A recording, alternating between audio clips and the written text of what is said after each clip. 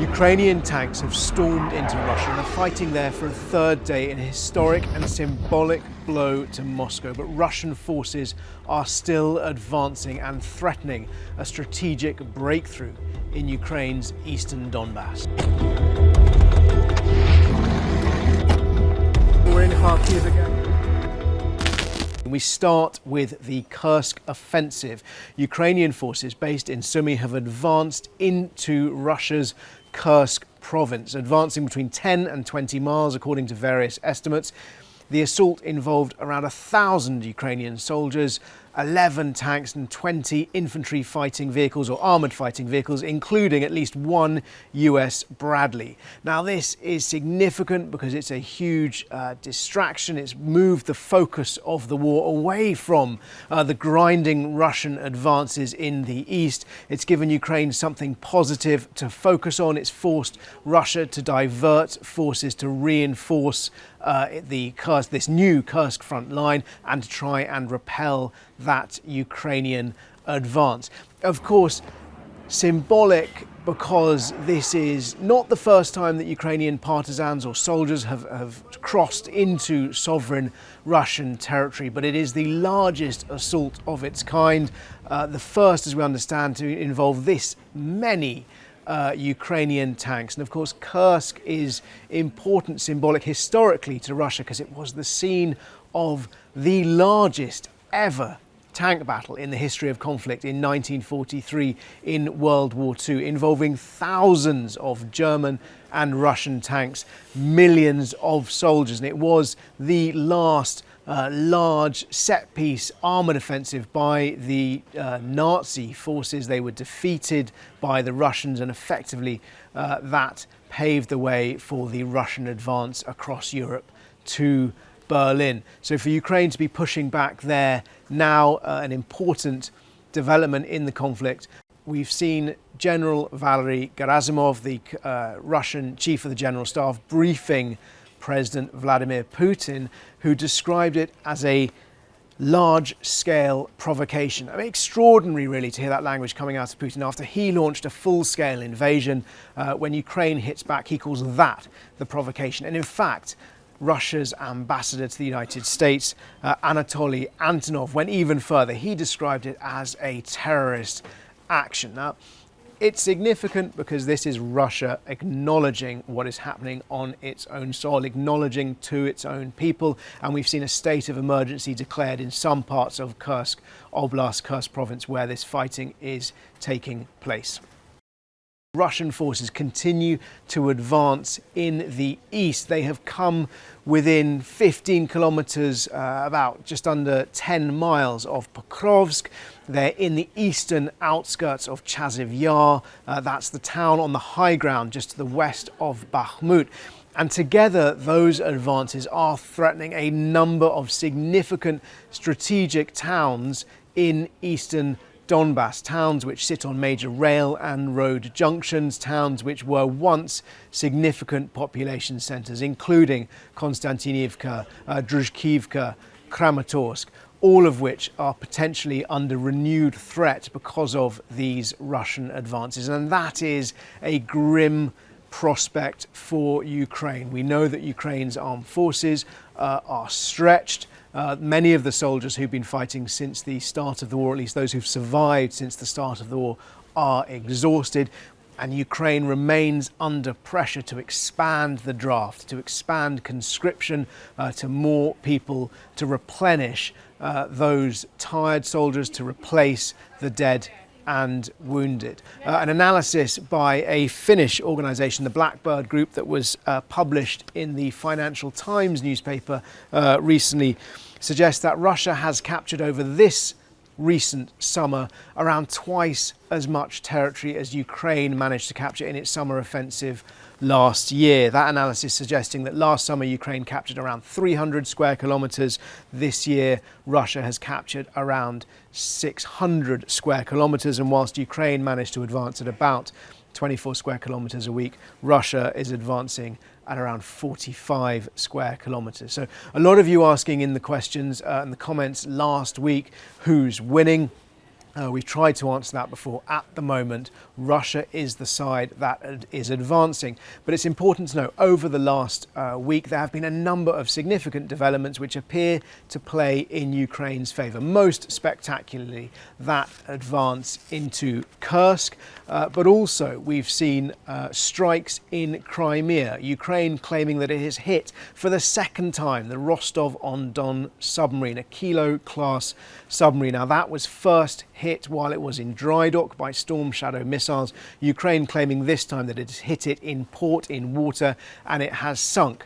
The first time round, the estimates of British military intelligence was that the Rostov-on-Don was damaged beyond economical repair, and yet Russia appears to have tried to repair it, had it in the water. Ukraine claims now it has hit it for a second time, and this time it has sunk it. We've also seen Ukrainian special forces launching a boat and jet ski assault on the Tendrivska spit. Now, this is a spit coming off the western edge of Crimea, a little bit south of the Kinburn Spit, where we've also seen similar offensives in the past. It was on the Kinburn Spit that Ukraine's special forces suffered some pretty dramatic losses when a boat was totally shot up by Russian defenders. This time on Tendrivska, Ukraine claiming their assault by GUR military intelligence operatives was successful. They claimed a number of Russian armoured vehicles destroyed, Russian soldiers killed. And they also mentioned, slightly opaquely, a secret mission that was carried out on that spit. We don't have any more details about that.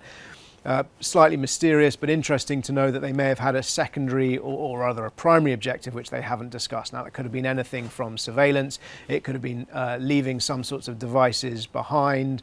Who knows? That remains to be seen.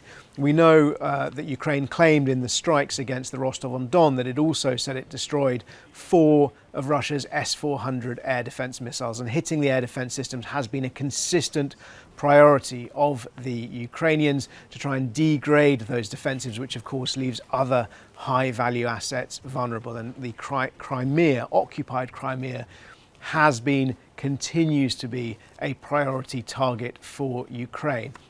The assault at the other end of the 1,000-kilometre front line in the north, in Kursk, of course, is going to stretch Ukraine's forces, and some analysts asking whether Ukraine really has the resources at this time to launch an offensive to extend its front lines so significantly. But it would seem that the objective is to similarly stretch Russia and to move the momentum, to change the narrative of the conflict. In the same vein, we have seen at long last President Zelensky announcing officially that the US F-16s, or rather US-made F-16s, are finally in Ukraine. This is something we've talked about for a long time. A lot of you asked when they're going to arrive. They've been promised, they've been asked for so long by Ukraine, part of that original demand by Kyiv to close the skies when Russia invaded. Are these aircraft going to be a game changer? Unlikely. Are they going to make a difference? Yes.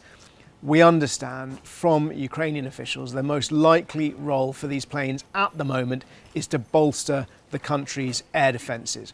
So unlikely to be used in a ground attack role against Russian forces or Russian air defence systems, for example, more likely to be scrambled in the event of Russian airstrikes, both missile and drone strikes, in order to use those jets to intercept, to shoot down incoming missiles and drones.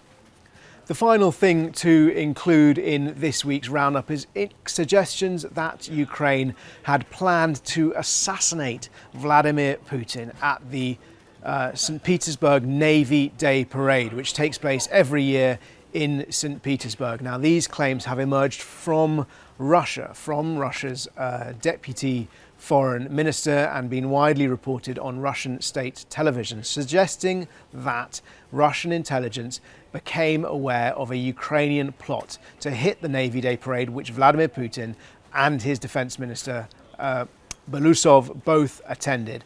And the suggestion was that Belousov called his American counterpart, the American Defense Secretary Lloyd Austin, to demand he pressure Ukraine to call off that attempted assassination plot. Now, again, interesting the sense of injustice coming out of Russia.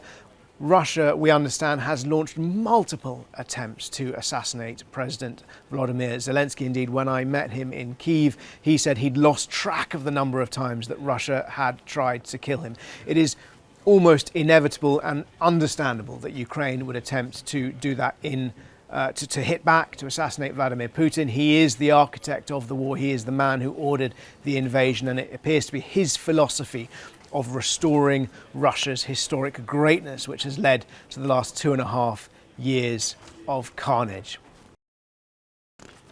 A lot of you asking about operational security. Last week we were talking about the acoustic sensor system which Ukraine has developed to locate the direction and presence of incoming Russian drones. A lot of you suggesting that perhaps we were giving away tactics, techniques, procedures which might be valuable to the Russians. I think it's important to state nothing we were saying about that was not already in the public domain. This is old technology. What is remarkable and what we were focusing on was the way that Ukraine has evolved and enhanced it and rolled it out at such scale and such speed at a relatively low cost. And that's really an indication of Ukrainian determination and ingenuity. We were not reporting anything to Russia that Russia was unlikely already well aware of. Similarly, concerns about operational security when we included that unconfirmed clip of an F-16 reportedly in Ukraine. Two things to say about that. One, all the geolocation data in that clip had been removed. The horizon had been blurred. That was blurred before we got hold of the clip. There was nothing in the film to locate it. In fact, we said at the time, we cannot even prove this is in Ukraine. And that's why that clip was significantly unconfirmed. The other thing worth pointing out is that once an F-16 has been filmed, has passed through a location, it's not already there.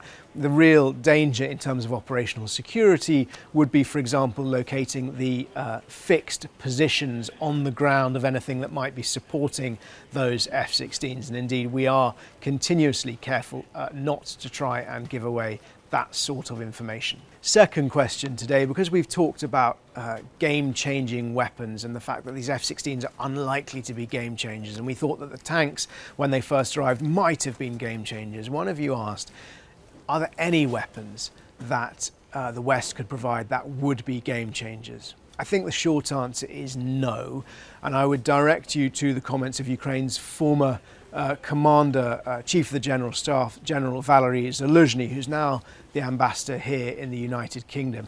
He said, when he described the conflict as having reached a stalemate, he said there was unlikely to be any beautiful breakthrough. He said both sides were sort of technologically more or less massed, and where Ukraine had advantages in technology, Russia had advantages in mass. But he also said more recently that this is a technological arms race, and were new technologies to evolve that could tip the balance on the battlefield, then perhaps that would change.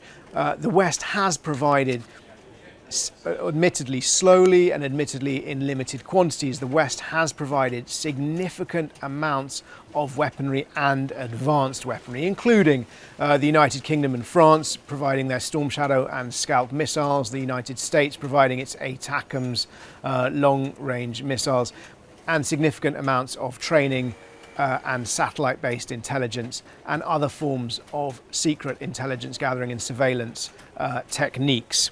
Our final question today, why don't British submarines shoot North Korean vessels, sink North Korean vessels? The reason for this question, last week we talked about reports that a North Korean anti-tank guided missile launcher had been used in the conflict for the first time, and we also mentioned that large quantities of artillery shells, huge quantities of artillery shells from North Korea are making their way to Russia. Why doesn't the UK get involved with its submarines? Well, the first point is the UK is not at war with North Korea, and for the UK to sink a North Korean ship would be an act of war. The second point is that North Korea shares a land border with Russia and is therefore able to transfer this material by rail. And just curiously, on the third point, we did report this week that actually all UK hunter-killer submarines, all 6 of the UK's hunter-killer submarines, which are the vessels that might perform that task, are actually stuck in port. Now, were they at sea, this would not have changed the UK equation, but it is interesting to note on a domestic defence point of view that all the UK submarines are in port. We reported this, and the reason they're in port is actually because the Royal Navy has nowhere to repair them. A ship lift at Faslane was broken, and the dry dock at Devonport, the other submarine base in the UK, is midway through a years-long repair. A dire state of affairs for UK defence. As ever, thank you very much for watching and listening. If you do have any questions, please make them in the comments below. And as I said, I'll do my best to answer as many as we can next time.